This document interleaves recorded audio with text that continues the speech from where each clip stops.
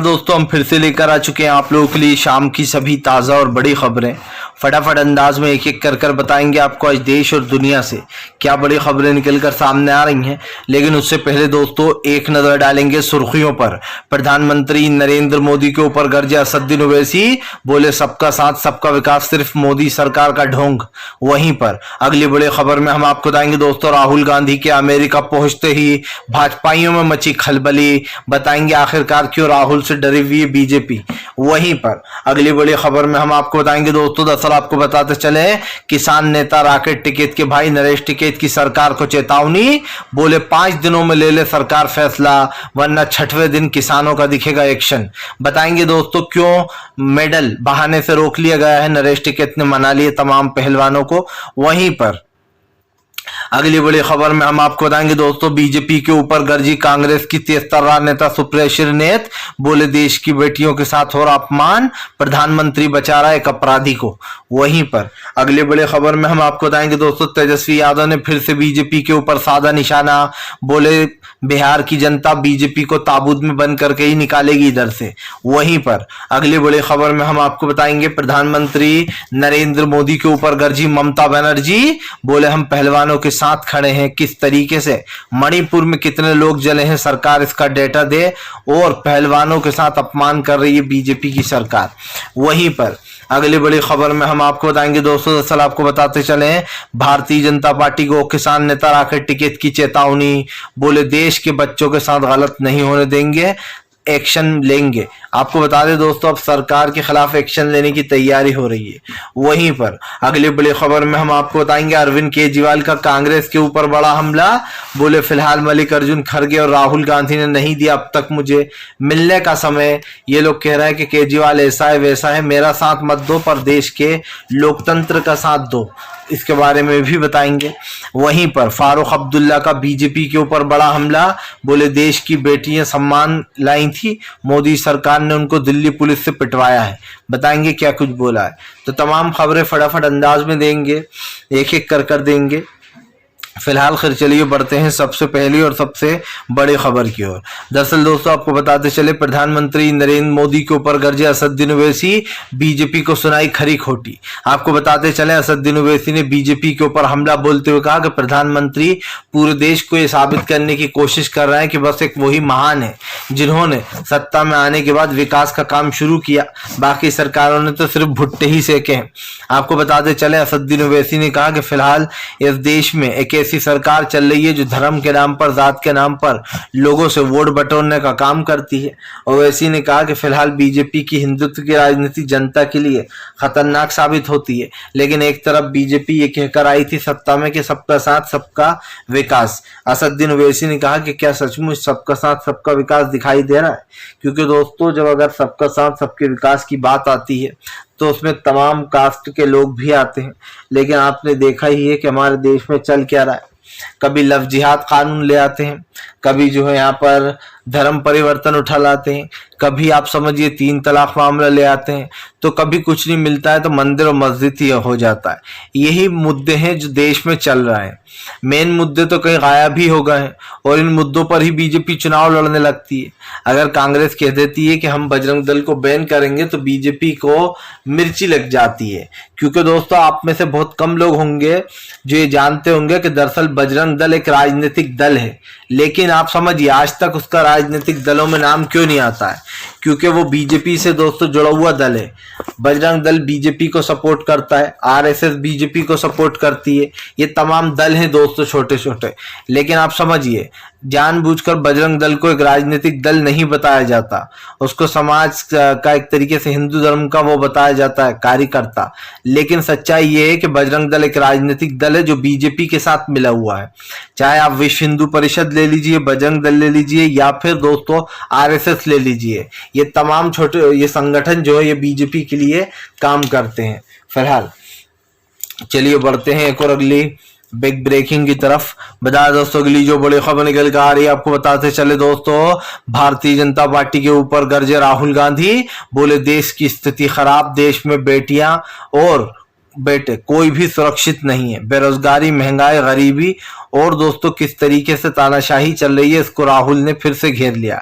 दरअसल आपको बताते हैं यूनिवर्सिटी में राहुल गांधी ने फिर से लोकतंत्र का जिक्र छेड़ेंगे। जाहिर सी बात है राहुल गांधी के अमेरिका जाते से ही बीजेपी में भगदड़ मच गई है। भारतीय जनता पार्टी के लोग राहुल गांधी के अमेरिका के दौरे से डर रहे हैं।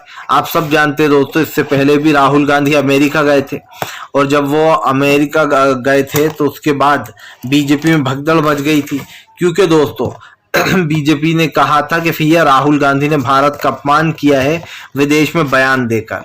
आपको याद होगा जब इससे पहले जो है यहाँ पर राहुल गांधी देश से बाहर गए थे, विदेश गए थे, तो वो बयान देकर आए थे कि हमारे देश में लोकतंत्र खत्म हो रहा है। हालिया की जो सरकार है वो देश के लोकतंत्र की धज्जियां उड़ा रही है और बेसिकली अगर देखा जाए तो देश में लोकतंत्र कमजोर हो रहा है। इस बात को लेकर बीजेपी ने पार्लियामेंट में इस मुद्दे को उठाया था। आपको बता दें पहली बार विपक्ष के बजाय सत्ता पक्ष ने हंगामा किया था और विपक्ष को बोलने नहीं दिया था। इस बात पर खूब सवाल भी उठे थे कि विधानसभा में अब ये सब कुछ भी होने लगा है, लेकिन सवाल सिर्फ इतना सा नहीं है दोस्तों। सवाल ये था कि राहुल गांधी की सदस्यता भी रद्द कर दी गई। जब राहुल गांधी ने ओम बिरला से समय मांगा बोलने के लिए तो ओम बिरला कहने लगे कि ये मेरे हाथ में कुछ नहीं है। मतलब कि एक सांसद का स्पीकर अगर ये बोल दे दोस्तों कि मेरे पास तो कुछ है ही नहीं, पावर ही नहीं है, मैं क्या कर सकता हूँ, तो फिर आपको इस पद पे बैठना ही नहीं चाहिए। आपको साफ कह देना चाहिए कि मैं तो बीजेपी के हाथ की कठपुतली हूँ, जो बीजेपी बोलेगी मैं वही बोलूंगा। इसीलिए ओम बिरला के ऊपर सवाल भी उठे थे कि राहुल गांधी को बोलने तक का मौका नहीं दिया गया और उनकी सदस्यता को रद्द कर दिया गया, और ये बहुत ही दुर्भाग्यपूर्ण है दोस्तों। अगर एक लोकतांत्रिक देश की बात अगर हम करते हैं और लोकतांत्रिक देश में अपनी बात रखने का मौका भी ना मिले, आप समझिए तो वही बात हो गई कि अगर किसी व्यक्ति को सजा सुनानी है और डायरेक्ट उसको सजा सुना दी गई, उसको केस भी नहीं लड़ने दिया गया, तो उसको कैसा लगेगा? उसे लगेगा यार मैं तो निर्दोष हूं, उसके बाद भी मुझे जज ने डायरेक्ट कह दिया कि भैया तुम्हें फांसी पर चढ़ाया जाता है। फिलहाल चलिए बढ़ते हैं एक और अगली बिग ब्रेकिंग की तरफ। बता दोस्तों अगली जो बड़ी खबर निकल कर आ रही है, आपको बता दें किसान नेता राकेश टिकैत के भाई नरेश टिकैत ने संभाला मोर्चा, 5 दिन का दे दिया सरकार को अल्टीमेट, 6ठे दिन होगा एक्शन। आपको बता दें दोस्तों लगातार खिलाड़ियों का प्रदर्शन जारी है। जिस तरीके से खिलाड़ियों को जंतर मंतर से हटाया गया और देश में दोस्तों रोका गया, ये अपने आप में ही एक बड़ी बात है। लेकिन बीजेपी ये भूल गई है कि पूरा देश खिलाड़ियों का है, वो कहीं पर भी प्रदर्शन कर सकते हैं, जंतर मंतर से ही मतलब नहीं है। बीजेपी दोस्तों हर बार यही करती है। उसने किसान आंदोलन खत्म करने के लिए भी यही चाल चली थी, हालांकि तब 21 साबित हुए थे राकेश टिकैत और बीजेपी पर भारी पड़ गए थे। यही कारण था दोस्तों जो बीजेपी तब भी चाहती थी कि वह आंदोलन खत्म हो जाए, लेकिन उसने खिलाड़ियों में वो सफल रही। खिलाड़ियों को गिरफ्तार किया और उनके तंबू वगैरह सब जंतर मंतर से उखाड़ फेंके। यही नहीं दोस्तों, अब मामला ये बढ़ने वाला है, क्योंकि कल जिस तरीके से मेडल बहाने हरिद्वार पहुंचे तमाम खिलाड़ी, उसके बाद सरकार पर ये सवाल उठने लगे कि आप एक आरोपी को बचाने के लिए देश के जो मेडल जीत कर लाए हैं उनको आप कहीं ना कहीं खतरे के मुंह में डाल रहा हो। और सवाल ये इसलिए भी बनता है दोस्तों कि एक तरफ प्रधानमंत्री जैसे ही कोई देश के लिए मेडल जीत कर लाता है तो उसका क्रेडिट लेने पहुंच जाते हैं खुद, इनका बस नहीं चलता, वरना वो ये भी कहते हैं कि ये भी मोदी जी ने ही जीता है। जी हाँ, मोदी जी खिलाड़ी भी हैं भैया, बहुत बड़े खिलाड़ी हैं।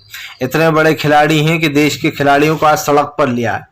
आप समझिए, जो लोग कभी देश के लिए की शान बना करते थे, मेडल जीत कर लाया करते थे, अगर आज उनके साथ ये व्यवहार हो रहा है तो फिर आम जनता का तो क्या ही कहने। जब आप इन्हीं लोगों को नहीं मान रहे तो आम जनता को तो आप रोन देते हो। बीजेपी की दोस्तों बीजेपी का हिंदुत्व और बीजेपी की राजनीति तब तक ही रहती है जब तक वो वोट मांगती है, तब तक वो शरीफ बनी रहती है। जैसे ही वोट मिलते हैं बीजेपी बदल जाती है। चलिए बढ़ते हैं एक और अगली बिग ब्रेकिंग की तरफ। बता दोस्तों अगली जो बड़ी खबर निकल कर आ रही है, आपको बताते चले दोस्तों, अरविंद केजरीवाल का बीजेपी कांग्रेस के ऊपर बड़ा हमला। बोले कांग्रेस के लोग कह रहे हैं कि हम अरविंद केजरीवाल का साथ नहीं देंगे क्योंकि अरविंद केजरीवाल बुरा इंसान है। अरविंद केजरीवाल ने कहा कि ये मामला अरविंद केजरीवाल का नहीं, ये मामला देश का है, ये मामला देश के कानून का है। आपको बता दें दोस्तों, दरअसल कांग्रेस 2 गुटों में बंट चुका है। कोई चाहता है कि केजरीवाल का सपोर्ट करें तो कोई मना कर रहा है। ऐसे में केजरीवाल ने कहा कि अब तक उन्हें राहुल गांधी और मल्लिकार्जुन खड़गे ने मिलने का टाइम नहीं दिया। आपको बताते चलें दरअसल पूरा मामला अध्यादेश को लेकर है। जिस तरीके से केजरीवाल के खिलाफ अध्यादेश कानून लाया रातों रात, उसको लेकर बवाल मचा हुआ, क्योंकि सुप्रीम कोर्ट ने यह आदेश दिया था कि फिलहाल दिल्ली के बॉस केजरीवाल ही होंगे, वही फैसला करेंगे किसकी नियुक्ति होगी, किसका ट्रांसफर होगा, कौन अफसर रहेगा, कौन जाएगा। लेकिन दोस्तों बीजेपी रातों रात 12 घंटे के अंदर एक ऐसा बिल लेकर आ गई जिसने न सिर्फ लोकतंत्र की धज्जियां उड़ा दी बल्कि सुप्रीम कोर्ट के फैसले को भी पलट दिया। एक बहुत अच्छे वकील थे, उनका नाम मुझे याद नहीं आ रहा दोस्तों, उन्होंने तब कहा था कि सरकार अपनी मनमानी करने के लिए कुछ भी कर सकती है। मतलब कि दोस्तों सुप्रीम कोर्ट अगर कोई फैसला देता है तो सरकार उस बिल को एक बिल भी ला सकती है अध्यादेश, और उसको पलट भी सकती है। ऐसा ही कुछ केजरीवाल के साथ भी हुआ।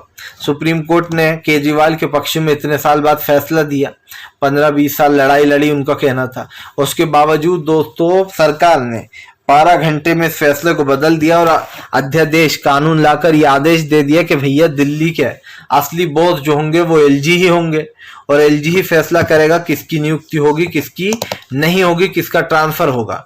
सवाल ये उठता है कि दिल्ली के एलजी है कौन, उनको किसने पावर दी। फिलहाल चलिए बढ़ते हैं एक और अगली बिग ब्रेकिंग की तरफ। बजा दोस्तों अगली जो बड़ी खबर निकल कर आ रही है, ममता बनर्जी का मोदी सरकार के ऊपर बड़ा हमला। बोले प्रधानमंत्री कोई डाटा साझा नहीं करवा रहा, मणिपुर में कितने लोग मरे हैं, कितने घायल हुए हैं, किसको क्या हुआ है। आपको बता दें दोस्तों मणिपुर के दंगों को लेकर ममता बनर्जी ने बीजेपी पर निशाना साध दिया है। ममता बनर्जी का कहना है कि बीजेपी ये सार्वजनिक नहीं करना चाहती कि फिलहाल क्या हुआ है, क्योंकि जाहिर सी बात है दोस्तों मणिपुर में जिस तरीके से हिंसा फैली उसको लेकर लगातार सरकार और विपक्ष के बीच में बहस चल रही है। ऐसे में अब कहीं ना कहीं ममता बनर्जी का नाम भी सामने आ गया है। ममता बनर्जी ने सरकार से सवाल पूछा कि फिलहाल मणिपुर की स्थिति क्या है, प्रधानमंत्री इसका जवाब दें। आपको बता दें दोस्तों मणिपुर लगातार जल रहा था और मणिपुर में जो हिंसा हुई है उसको लेकर कहीं ना कहीं सरकार घिरी हुई है।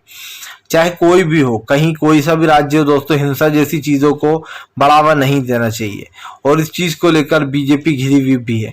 लेकिन एक चीज साफ है कि हमारे देश की जनता ही दोस्तों अब इस पर इंसाफ कर सकती है, क्योंकि प्रधानमंत्री नरेंद्र मोदी हो या बीजेपी के नेता दोस्तों, वो तो कहीं ना कहीं विपक्ष को खत्म करने के लिए क्राइम का भी एक तरीके साथ देंगे।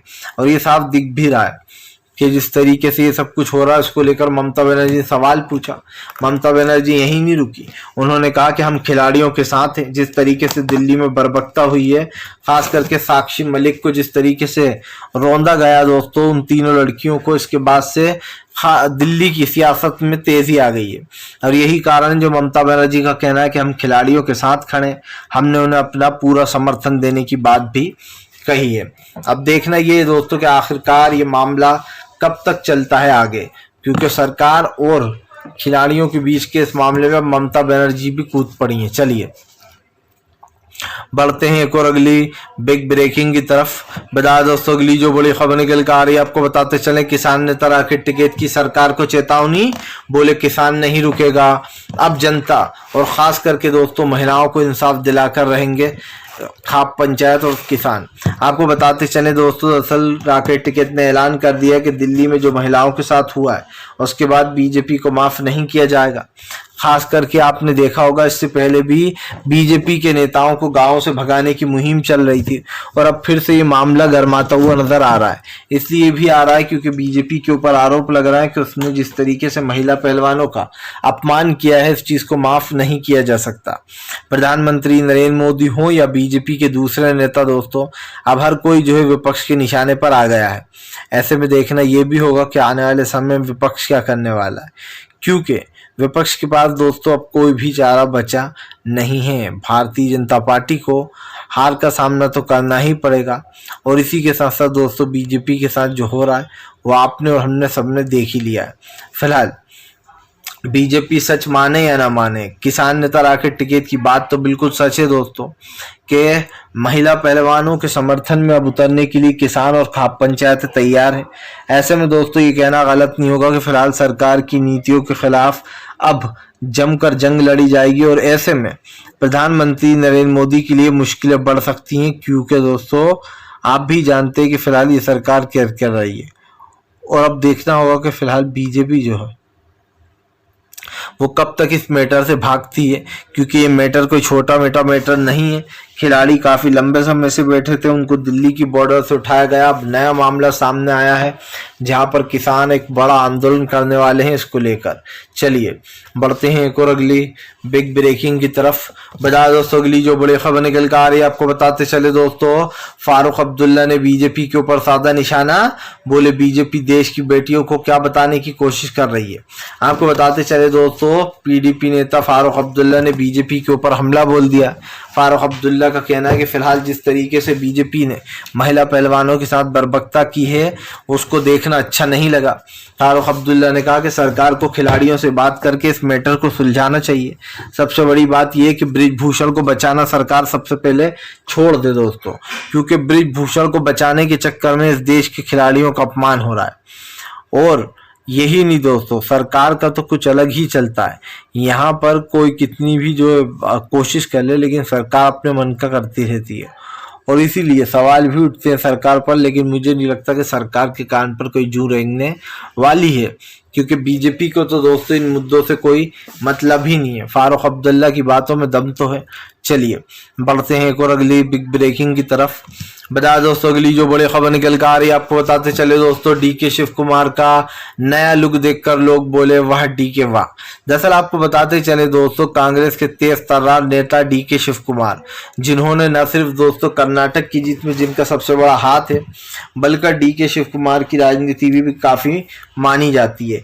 आपको बता दें अब डीके शिव कुमार का एक पोस्ट वायरल हो रहा है जिसमें डीके शिव कुमार पहली बार पेंट कोट में नजर आ रहा है। डीके का ये लुक लोगों को बहुत पसंद आ रहा है। दरअसल दोस्तों हमेशा डीके शिव कुमार को कुर्ता पजामा में ही देखा गया है, लेकिन डीके शिव कुमार का ये लुक देखकर भी लोगों को बहुत अच्छा लगा है। अब ऐसे में डीके शिव कुमार को लोग सपोर्ट भी कर रहे हैं।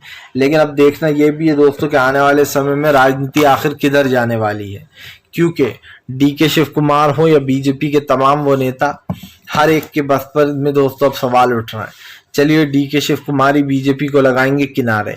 फिलहाल बढ़ते हैं एक और अगली बिग ब्रेकिंग की तरफ।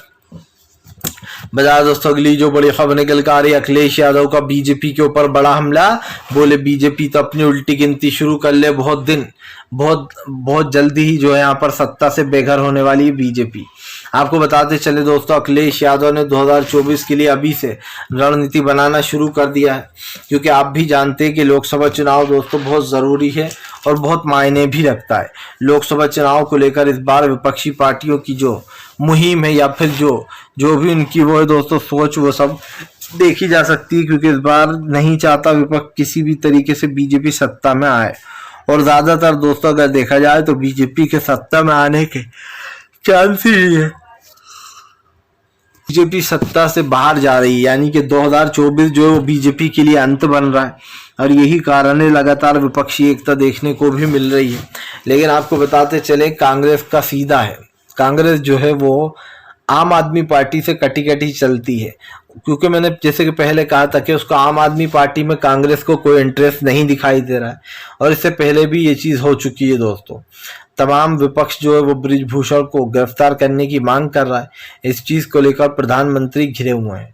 लेकिन सवाल फिर से वही दोस्तों, प्रधानमंत्री को अब इन चीजों में कौन बचा रहा है, क्योंकि सरकार की नीतियां समझ से बाहर है भाई। फिलहाल ये चलिए बढ़ते हैं एक और अगली बिग ब्रेकिंग की तरफ। बता दोस्तों अगली जो बड़ी खबर निकल कर आ रही है आपको बता दे, पहलवानों का ऐलान, बोले 5 दिन तक करेंगे वेट, उसके बाद बहा देंगे गंगा में अपने मेडल। आपको बता दोस्तों सरकार को फिर से 5 दिन का अल्टीमेट दे दिया है पहलवानों की तरफ से। हालांकि पहलवान तो अपने मेडल बहाने ही वाले थे, लेकिन जो है वो किसान नेता राकेश टिकैत के भाई नरेश टिकैत ने उनको रोक लिया। अब ये है दोस्तों कि फिलहाल इन खिलाड़ियों की एक ही मांग है कि बृजभूषण को गिरफ्तार कर लिया जाए। लेकिन आप देखिए कि बृजभूषण अपनी एक तरीके से पावर दिखाते हुए अभी तक उसकी कोई गिरफ्तारी नहीं हुई है। तो ये सवाल उठते हैं कि फिलहाल सरकार आखिरकार कर क्या रही है। फिलहाल वीडियो अच्छा लगे तो लाइक कीजिएगा, चैनल पर पहली बार आए तो सब्सक्राइब जरूर कीजिएगा ताकि ऐसे वीडियो आगे